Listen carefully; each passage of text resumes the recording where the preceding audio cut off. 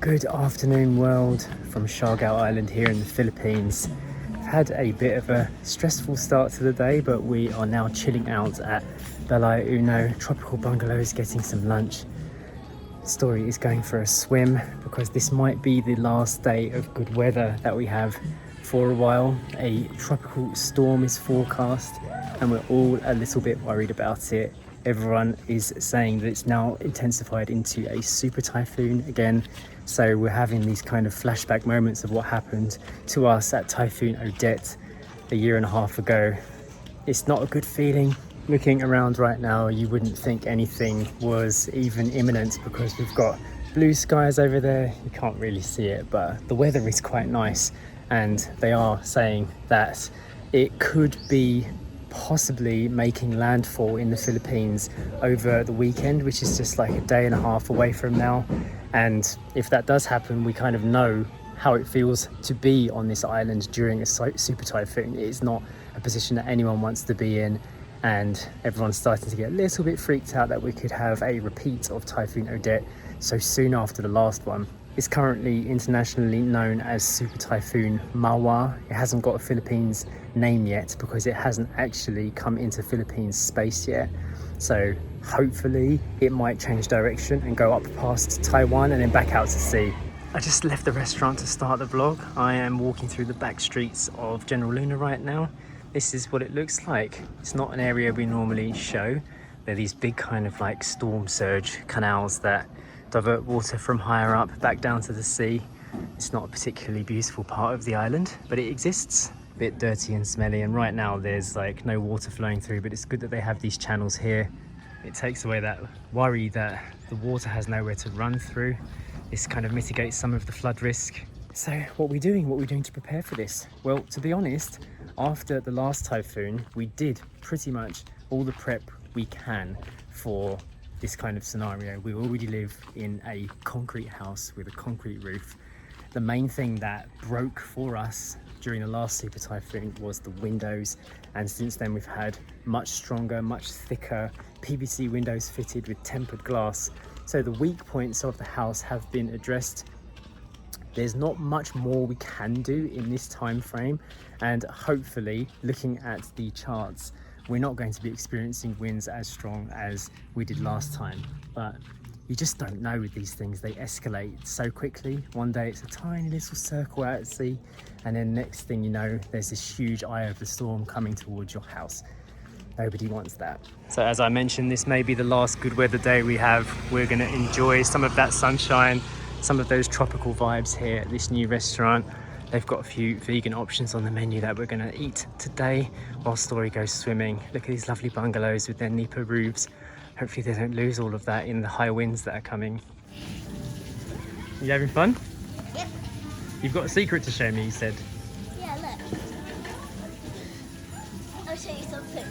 Right here. Yeah. It's deep. I can't touch the water. I can't touch the water. Like a drop off. Now I can walk. You can stand there.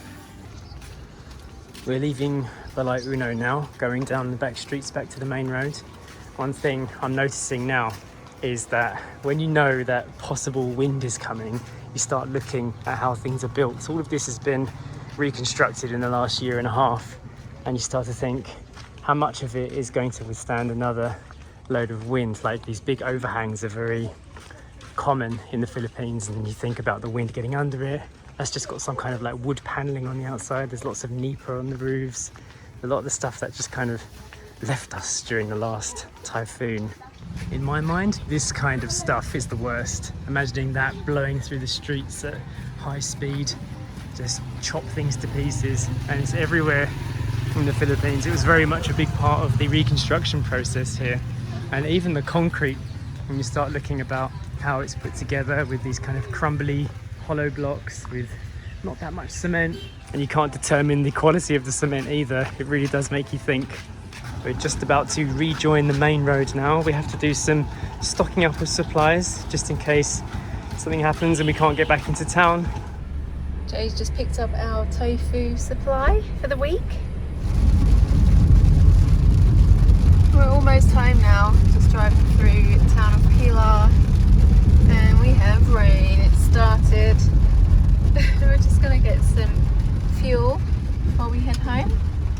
homeless? Because they've all got the same idea.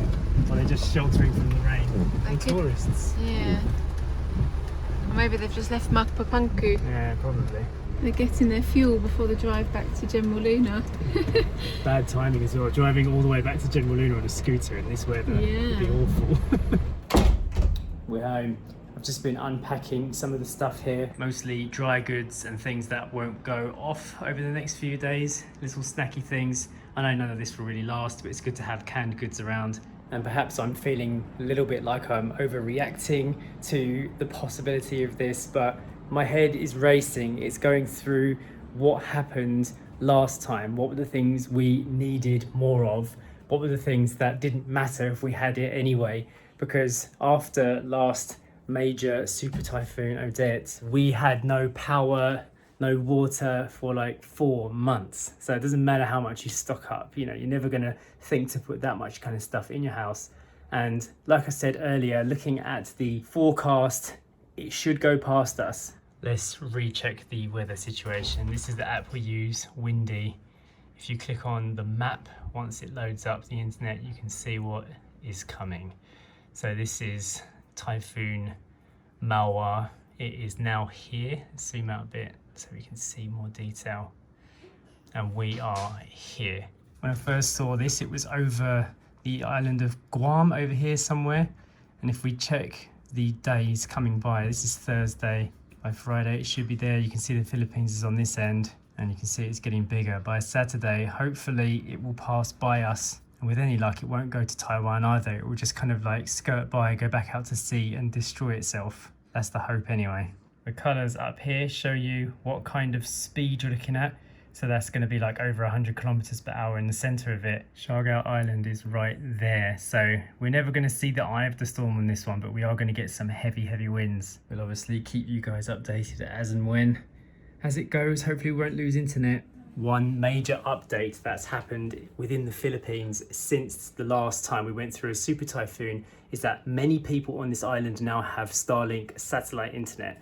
So hopefully, if we're in another situation where we have no communication again, we'll just be able to find one of the resorts that has a little bit of power, maybe solar or a generator and Starlink, and we should be able to get messages out to family, and that won't be the same as it was last time because nobody was ready for that. Like, not being able to communicate through cell service, through even radio or through the internet towers, it was just all gone for about 9 or 10 days, and nobody had anything. Like, nobody had a satellite connection at all. I think there was one guy who had a satellite phone, like an old one, and when people found out about it, everyone was like rushing there to try and get messages out. So with the amount of resorts and everything that have invested in Starlink lately, there should be more ways to get messages out to the emergency services and stuff if something bad like that happens again. But we're hoping, of course, that that doesn't happen. How about you, Poppy? How do you feel about all this? You should be able to hear it with those big satellite ears you've got. I'm sure you know when things are coming. How was she on her walk? Oh, I think she does know, Poppy. I walked her this morning. She was not interested. She wanted to come straight back home. We were out for maybe 10 minutes and she was just like, no, I'm done. And I just walked her now. Same thing, she wasn't really interested. Shalako was down there. She didn't even want to run after him. Unusual behaviour for Poppy, Yeah. so she definitely senses something's up. Yeah, we'll definitely get strong winds. And rain. Yeah, it's supposed to be about 4 days that the storm will be in the Philippine area. So we'll see. Yeah, and once it enters the Philippine area, it will probably take a new name as well. Yeah. Because what happens, it gets an international name when it turns into a typhoon. Yeah. And then when it comes into the Philippines space, it gets a Filipino name. Yeah. So we'll start like kind of referring to it to whatever it is, and hopefully it will just leave us alone. I think it's going to be called Betty. You think so? Yeah. They've already pre-named They it. have. Oh my goodness. While we is on the subject of the internet, I'm going to tell you a little secret that I found. Everybody is online these days, including me. I've got my own YouTube channel. But the problem with that is that lots and lots of people can see what you're up to online. Did you know that your internet service provider can actually see everything you've been searching? So if you've been looking for something private, they know what you've been up to. It's not private anymore. So that's why I use Surfshark VPN. it actually makes your computer look like it's coming from a different place, so nobody can track your information. And the great thing about making your computer look like it's coming from a different country is that you can even watch programs that you can only get in different places. This is why I love to use it for programs like on Netflix. And sometimes if I'm watching crafts in England, I just set my VPN to a different country. These days you can never be too careful about what you share online, so I like to use Surfshark VPN to keep my stuff safe. If you're interested in getting a VPN anyway, you can use my mum and dad's code. I'll tell you the secret. The code is 8 miles. Type that in at the checkout and you get 3 months free. But don't tell anyone. It's my secret. Anyway, bye. That's fun. Took my mind off things a little bit. So I read this article the other day about climate change, which actually scared me. And to cut a long story short, it basically said that even if we tried our best to stop all emissions whatsoever, we can't stop what's happening to the world right now in terms of how many storms we're getting. So I'm looking at these windows now, just reimagining what happened a year and a half ago. The windows we had before were very thin aluminium things. These are much thicker, and the weak point was here, how thick this was and how it was attached to the buildings. They've got big thick screws, and I've been covering them with like lithium grease to stop them from going rusty. And when they jammed these things in, they did jam them in very hard. So there's a nice bit of sealant going all the way around. I'm hoping that is enough to protect us on the weak point of this particular house, which is basically these windows. But this will be possibly their first and hopefully their only test against the wind since they've been installed. We're talking wind of this severity anyway. So there's always still the chance that it could just kind of de-escalate over time and not be as bad as we all think it's going to be. But people around the island are starting to talk, and we're starting to feel that imminent danger because we went through this all together as an island just a year and a half ago. Story's not worried at all. She's fast asleep in bed. Let's check on her. Look at her.